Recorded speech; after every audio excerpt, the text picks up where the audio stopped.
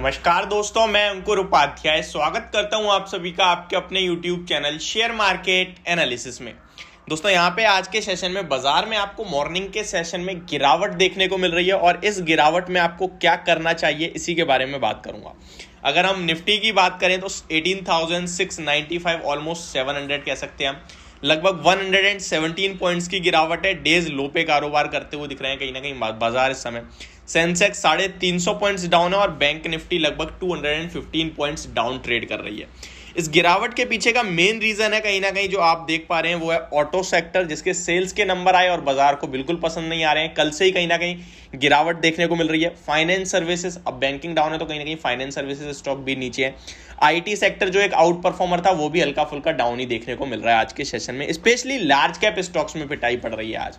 अगर आप देखें तो ब्रॉडर बेस इतना खराब माहौल नहीं है। एडवांस शेयर्स की बात करें तो अभी भी 1155 शेयर्स हैं।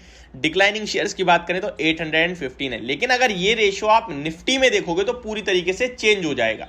39 शेयर्स नेगेटिव है, जिसके सामने 11 शेयर्स मात्र पॉजिटिव ट्रेड करते हुए दिख रहे हैं और वो भी आज के सेशन में ज्यादातर विनफॉल गेन टैक्स के वाले स्टॉक हैं। अपोलो हॉस्पिटल आज का लीडर है। ओएनजीसी में वही विनफॉल टैक्स की वजह से तेजी है। BPCL, Coal India, IndusInd Bank, Tech Mahindra आज अच्छी परफॉर्मेंस दिखा रहा है। हल्का फुल्का फ्लैट है। आईटी में चलो कुछ तो फ्लैट है, अदरवाइज मैक्सिमम आज तो लार्ज कैप लाल निशान में ही दिख रहे हैं। आईटी को लेकर काफी सारे लोगों की क्वेरीज होंगी। मैं इससे अगली वीडियो आईटी स्टॉक्स पे ही बनाऊंगा। शायद विप्रो आपने लिया हो तो अब आप टेंशन में हो रहे हो, तो मैं आपको उस पर आपके साथ डिस्कस करूंगा। लेकिन अभी के सेशन में आपको बाजार में कैसे रुख बनाना चाहिए, क्या यहां से और गिरावट बढ़ सकती है, इसी के बारे में बात करते हैं।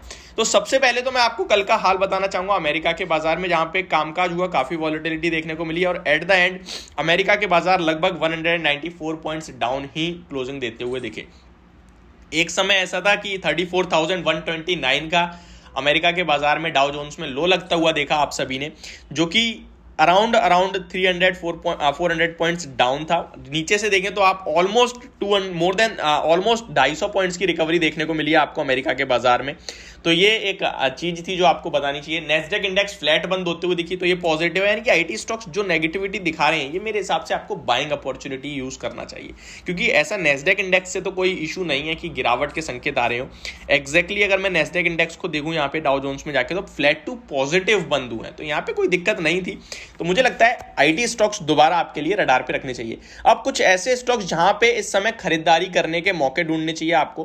पहले तो मैं बता दूं, मार्केट ऑलरेडी 18,900 के पास चली गई, तो मेरे हिसाब से वहां वो लेवल था ही नहीं खरीदने वाला। अब आपको पता है 19,000 इतनी आसानी से तो निकल नहीं जाएगा, वन साइडेड भाग रही है। एक आध बार प्रॉफिट बुकिंग करेक्शन आना लाजमी है, तो वही आपको होता हुआ दिख रहा है। दिसंबर का महीना ऐसा माना जाता है एक आउट परफॉर्मर रहता है, लेकिन मार्केट ऑलरेडी आउट परफॉर्म कर चुकी है। हो सकता है आपको एक डिप पूरे दिसंबर में कहीं ना कहीं हो सकता है 15 दिसंबर से पहले मार्केट थोड़ा कंसोलिडेट और नीचे की तरफ आए, फिर दोबारा से ऊपर का ट्रेंड हो जाएगा। यहाँ पे स्टॉक स्पेसिफिक आपको रहना चाहिए। इंडेक्स लेवल पे कुछ भी नेगेटिव नहीं है।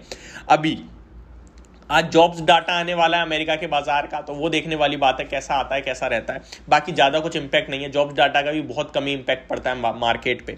मैं आपको बता दूं अमेरिका के बाजार भी नीचे से रिकवर हो गए, हम लोग भी नीचे जा रहे हैं। शायद सेकंड हाफ में आपको रिकवरी आती हुई। मार्केट जो है इंडेक्स लेवल पे फ्लैट ही रहनी चाहिए। पीएसयू बैंकिंग स्टॉक्स आज भी आउट परफॉर्म करते हुए दिख रहे हैं। टेक्सटाइल से आपको आज आउट परफॉर्मेंस दिख रही है। रेमंड 10% ऊपर, एचएलई ग्लासकोट 8%, वरुण बेवरेजेस जब से एमएसआई इंडेक्स में शामिल हुआ है उस दिन 10% ऊपर था और आज फिर से 6% की शानदार तेजी। एमटार टेक 5% ऊपर, बीएचईएल भेल लगभग 5% ऊपर। गिरावट की बात करें तो अदानी ट्रांसमिशन में लगभग आपको 3% की गिरावट दिख रही है। आईआईएफएल वेल्थ मैनेजमेंट लगभग 2.5-3% नीचे। आइशर मोटर नंबर्स के बाद, जिसमें नंबर्स अच्छे थे उसके बावजूद स्टॉक 2.5-3% नीचे है। रीजन ऑलरेडी भाग चुके हैं। तो ये मार्केट का नियम है कि अच्छी चीज पे भी गिरावट दिखा देते हैं अगर ऑलरेडी भागा हो शेयर। तो हेडसन एग्रो में भी हल्की फुल्की गिरावट है, जो कि 2 दिन कल ही शायद 10% की तेजी बनी थी। मारुति सुजुकी की बात करें तो यहाँ भी आपको 1% की गिरावट देखने को मिल रही है। कुछ न्यूज वाले स्टॉक है लाइक पेटीएम और पीवी फिनटेक। पेटीएम में 4% की शानदार तेजी है, क्योंकि इस पे आज एक बाय रिकमेंडेशन आई है। इन्वेस्टर मीट के बाद लगभग 650 रुपए के टारगेट्स के साथ इसमें बाय रिकमेंड करा गया है। पीबी फिनटेक के बारे में बताना चाहूंगा, कल मैंने इस पे एक लेट नाइट वीडियो बनाई थी जहां मैंने आपसे कहा था ये स्टॉक गिर सकता है 5%, लेकिन स्टॉक 2.5-3% ऊपर है। काफी सारे लोग हो सकते हैं सोच रहे हो भाई ये तो गलत खबर हो गई। खबर सही थी, स्टॉक नहीं गिरा, सेम टू सेम जोमेटो की तरह हो गया। मैंने कल एग्जांपल जोमेटो का भी दिया था कि हो सकता है कि डील के बाद स्टॉक बढ़ जाए। एक बात बताइए, जब कोई बायर है तो वो अपना प्राइस रखेगा, मैं इस प्राइस पे खरीदा हूं, उसने कहा 5% नीचे लूंगा मैं, उसने 5% नीचे लेने के लिए बोला, स्टॉक का अगर आज का लो देखें हम तो वो लो दिख ही नहीं रहा 5% नीचे का। प्री ओपनिंग में ट्रेड हो गया, 5% इक्विटी का सौदा हो गया, ओपन मार्केट में हुआ ही नहीं, प्री ओपनिंग में हो गया और उसके बाद स्टॉक में जंप देखने को मिला है। सॉफ्ट बैंक लगभग 1000 करोड़ का माल बेच चुकी है ऑलरेडी, लगभग 2.25 करोड़ शेयर्स की बिकवाली हुई है आज के सेशन में पीवी फिनटेक में, बट फिर भी स्टॉक ऊपर दिख रहा है। लेवल्स की बात करें तो स्टॉक रेजिस्टेंस के पास है, 375 पे आपको दबा के खरीदने को कहा था जब मुझे दिख रहा था। अभी मुझे रेजिस्टेंस दिख रहा है 490 के अराउंड और मैं इससे ऊपर ज्यादा दिखता नहीं हूं। आज भी देखिए 489 का हाई है, ठीक है, बट जिसके पास है वो अपने हिसाब से रोल करे, बट मेरी राय होगी इस स्टॉक को थोड़ा सा भी अवॉइड करें, वो ज्यादा बेटर ऑप्शन है। पेटीएम के बारे में बात करूं तो पेटीएम में मैं आपसे कंटिन्यू कह रहा हूं, जो रिकवरी है वो हो सकता है 540 तक चली जाए, तो 540 तक रिकवरी हो सकती है, बट इस बीच में आपको ट्रैप नहीं होना है। अच्छा, एक शेयर और है जो कहीं ना कहीं आपके रडार पे होगा आज के सेशन में, उस शेयर का नाम है डिलीवरी। डिलीवरी की बात करें तो कल मैंने आपको इसको बाय रिकमेंड भी करा था 335 के एसएल से और आपके लिए एक छोटे टारगेट दिए थे लगभग 350 रुपीज का। ओहो, ऑलमोस्ट डन हो गए टारगेट, 348 रुपीज का लेवल आ चुका है, तो टारगेट डन बोल सकते हैं इसमें हम। आप प्रॉफिट बुक करिए तो एक दिन में आपका टारगेट आ चुका है। केवल एक ही चीज थी मेरे पास, वो था मेरा रिवॉर्ड और रिस्क। मेरे को कुछ भी अच्छा नहीं दिख रहा था इस स्टॉक में, बट मेरी रिस्क रिवॉर्ड मेरे फेवर में आ रही थी, इसीलिए मैंने आपको बाय रिकमेंडेशन दी थी। तो प्रॉफिट बुक करने की राय 348 पे हो गया, मार्केट ठीक नहीं दिख रही है, बाकी स्टॉक्स तो अच्छा दिख रहा है, डेज हाई पे ट्रेड कर रहा है, वॉल्यूम्स भी अच्छे हैं, यहाँ चाहे तो आप प्रॉफिट बुक कर सकते हैं। अब बाकी आप अपने पोजीशनल बढ़ाना चाहते हैं तो आप ट्रेल कर लीजिए अपने स्टॉप लॉस को, आप चाहे तो रख भी सकते हैं। तो ये मेरी वीडियो, आज की पहली वीडियो, होप आपको समझ और पसंद दोनों आई होगी। एक रिक्वेस्ट है, फटाफट 1 लाख सब्सक्राइबर करा दीजिए, अब ऑलमोस्ट नियर आ चुके हैं हम। Thank you so much for this and have a great day guys.